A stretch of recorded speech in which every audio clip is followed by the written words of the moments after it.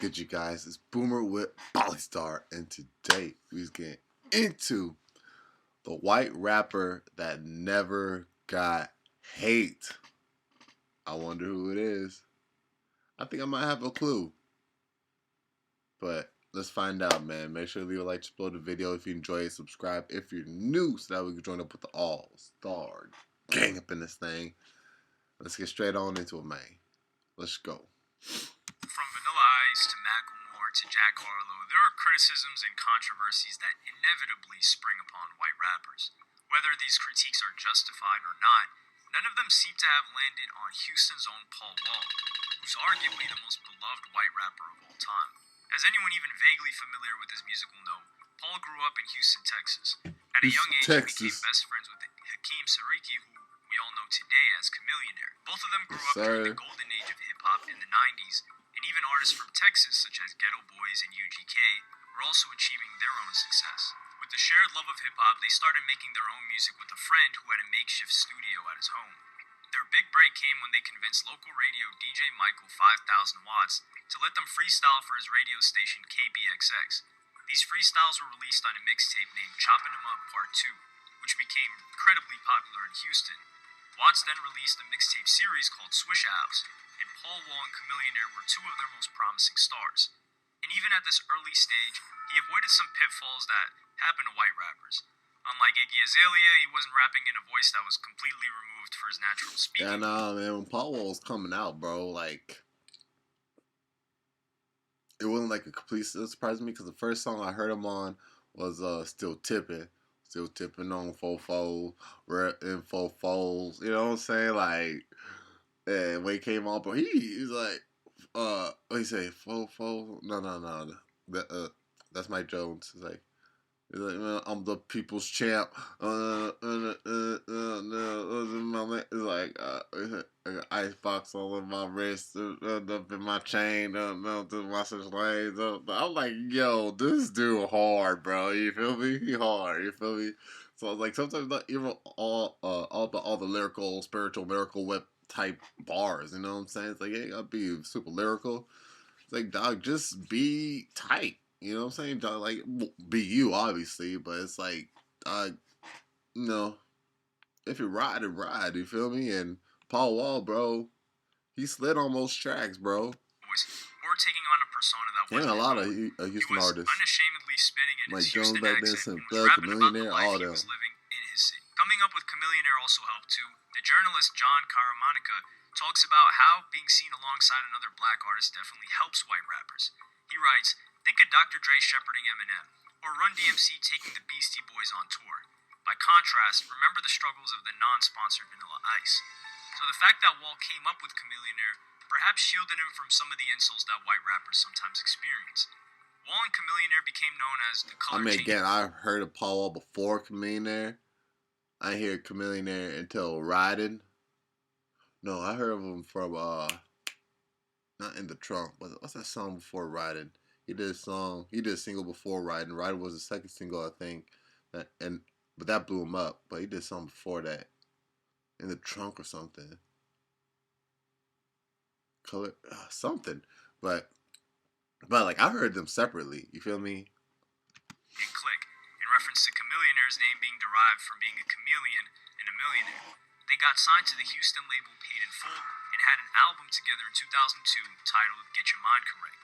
This gained them popularity outside of Houston and was nominated for Indie Album of the Year in the Source magazine. They were dubbed as Houston's new answer to G-Unit, and just like G-Unit, there was some tension too. As their fame and popularity grew, ripples began to emerge in their friendship and business. People saw them as a classic odd couple where Paul was the wacky extrovert and Chamillionaire was the more serious introvert focused on business and music. Eventually, these differences in personality created some tension in their careers. They were making money and getting more opportunities, and both of them had different ideas on what to do with their newfound wealth and fame. When their contract with Paid in Full ran out, Paul decided to go to Swish House, which by then was now a label. Chamillionaire instead decided to set up his own company called Chamillionaire said very publicly that he wanted to be his own boss, and he didn't want Michael Watts at Swish House telling him how much he could make. But the feud soon got a little ugly. Chamillionaire released a new mixtape where Chamillionaire's brother made a comment about Paul Wall's mother, and And once people's family members, and particularly mother's name gets dropped, things got pretty heated. Chamillionaire's brother was on his way to a club and found himself confronted by a group of men, including Paul Wall. They basically jumped him and beat him up. Chamillionaire's brother went back to his car and got a gun, but thankfully the police arrived before he had the chance to use it or harm anyone. Mothers were mentioned, brothers were beaten up, so Chamillionaire and Paul Wall went from close friends to, at least, former friends, and at worst, enemies. In 2005, both Paul Wall and Chamillionaire released their own solo albums. A year earlier, Wall released his debut album, Chick Magnet, but his following album in 2005, The People's Champ, really People's Champ was the one I heard about. rocketed him to Some of the singles off of that he released were pretty dope. success. It contained tracks with 3 6 Mafia and Trey Songz, and also featured Kanye and GLC on Drive Slow, the very song Drive that appeared Slow, on homie. Yeah, nah. Him and Kanye shared that song because Kanye put that on one of his albums too. So that was dope. Kanye's late registration weeks earlier. The People's Champ debuted at number 1 on the Billboard 200, selling 176,000 copies in its first week. He was arguably the second most successful solo white rapper after Eminem, and the reviews of this album made some arguments about his quote-unquote whiteness. A review in Pitchfork stated, Paul Wall is probably the first white rap star who doesn't feel the need to talk about his race. No white rapper has ever managed to reach any level of fame without addressing it. He never mentioned. I felt like it wasn't relevant to. Yeah, it's like I remember. Yeah, he was definitely that guy who David. It's like, dog, you even look at him as that if he didn't mention that. You know what I'm saying? Like, none of the motherfuckers, even Logic, had to feel them mention their race. It's like, okay. But it's like my military instructor says, it's like, don't ask, don't tell. If you don't ask, I'm not gonna tell. You feel me? Ain't nobody ask about your race, so why are you telling me about it? You feel me? His race, whether it be the Beastie Boys' Downtown Dorkatronics, House of Pain's Irish Pride chest beating, Eminem's obsessive self-loathing, or Bubba Sparks' country rap album. Even Vanilla Ice concocted an elaborately fake backstory and put the word vanilla in his name. And that's part of why Paul Wall doesn't receive the same flack that other white rappers receive. He doesn't make a big deal of it. He once described himself as not a white rapper, but a white person who raps. Being white wasn't central to who he was as a rapper. And the same is sometimes said for LP from Run the Jewels too. Message.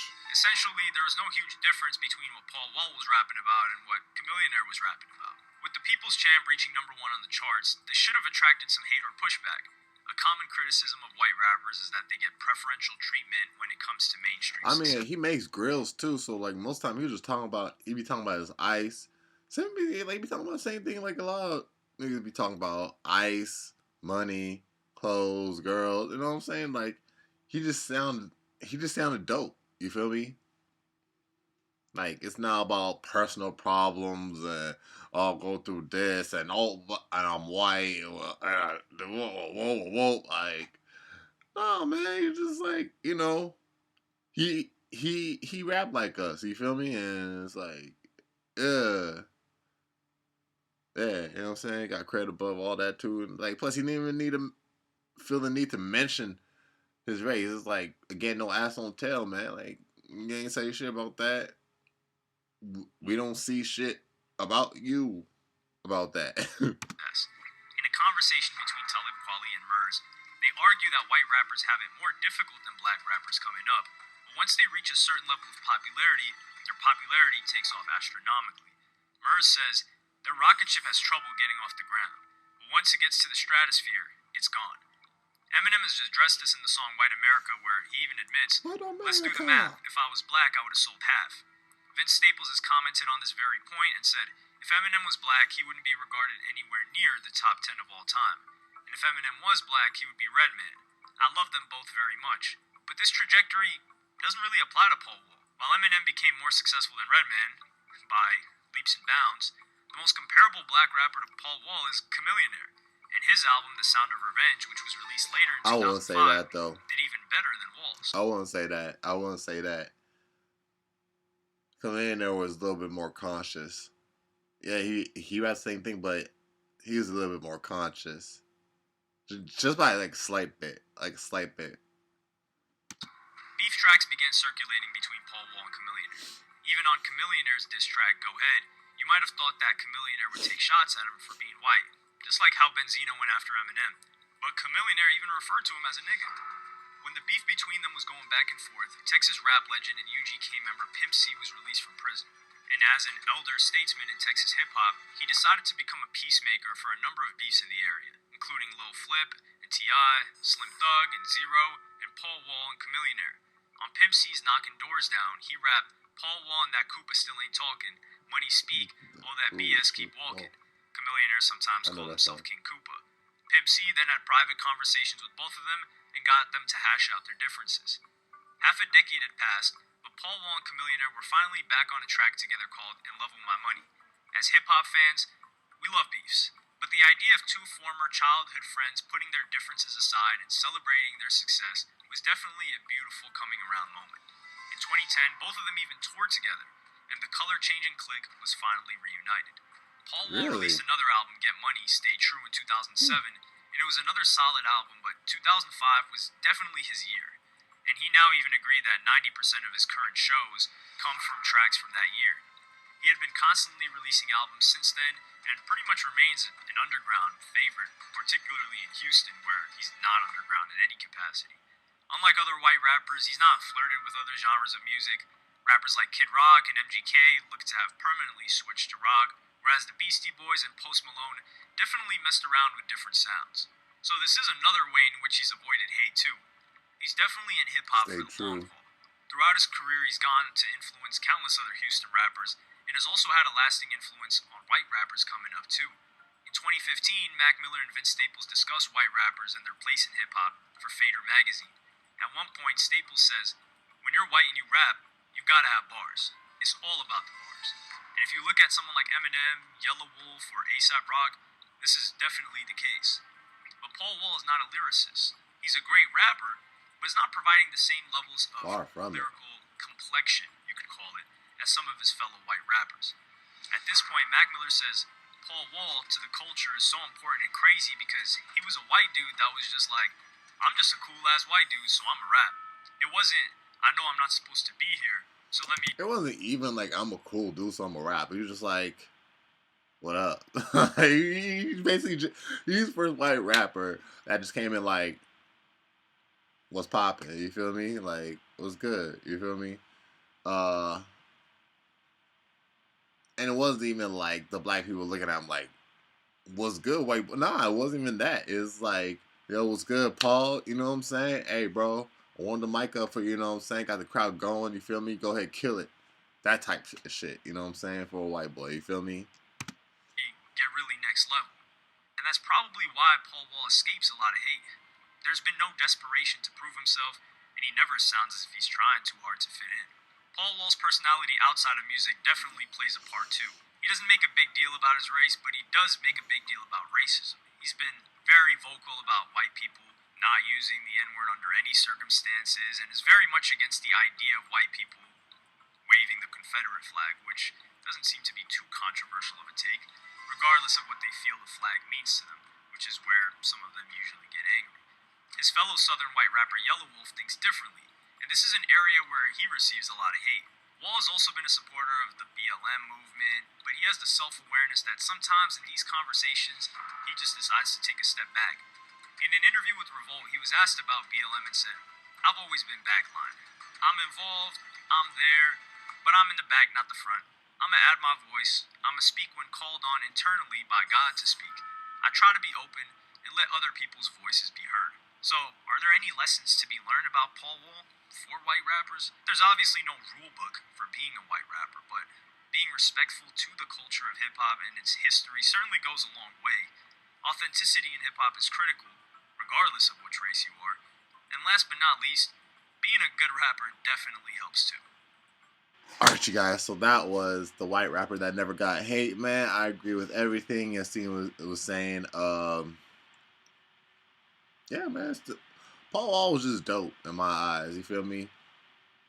And once I saw a white rapper without the white in it, I just saw him as a regular rapper, like everybody else. And it's like, he never said the N word, but thing is, like, I wasn't even looking for him to.